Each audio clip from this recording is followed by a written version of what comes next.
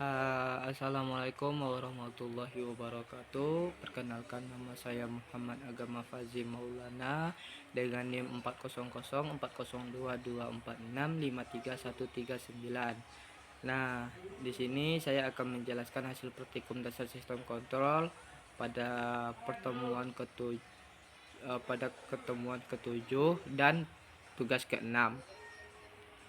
Baiklah, pendahuluan dan perangkat.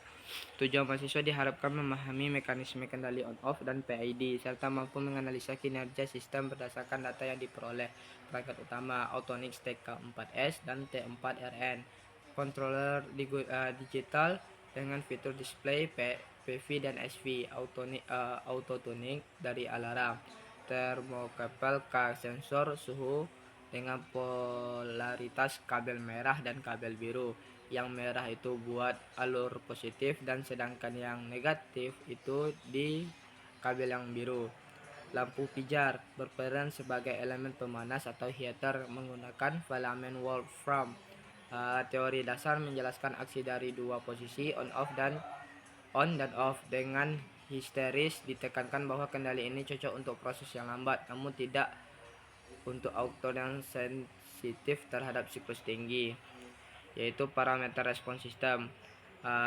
Parameter yaitu ada delay time, waktu untuk mencapai 50% dari nilai target akhir. Rise time, waktu yang dibutuhkan respon untuk naik dari 0 hingga pertama kali mencapai 100 target. Dan peak time, waktu yang terjadi puncak lonjakan overshoot pertama kali, yaitu setting time, waktu hingga respon stabil di dalam batas toleransi nilai target. Maksimum overshoot, besarnya lonjakan suhu di atas target, biasanya dalam persen. Terus ada steady state error, selisih antara target set point dari nilai nyata outputnya yang kondisi sudah stabil. Terus ada control open loop dan versus close loop. Open loop itu loop terbuka. Sistem ini di mana tindakan kontrol tidak bergantung pada output. Input yang diberikan ke sistem dari output dihasilkan tanpa ada pengecekan ulang atau umpan balik. Sedangkan closed loop yang tertutup, sistem menggunakan feedback dari sensor thermocouple ke controller. Controller membandingkan suhu saat ini dengan target untuk memperbaiki kesalahan error secara terus-menerus.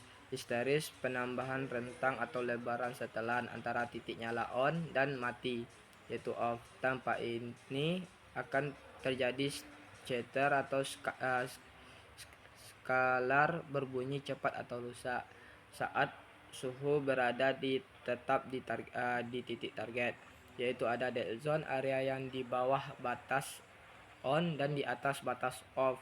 Analisis jarak yang sempit membuat suhu lebih akurat namun merusak akuator karena sharing swittage. Jika sistem lambat, bisa terjadi hunting, suhu naik turun berlebihan yang solusinya adalah perlebar histeris. Aplikasi digunakan pada kompresor kulkas dan kontrol besar lainnya.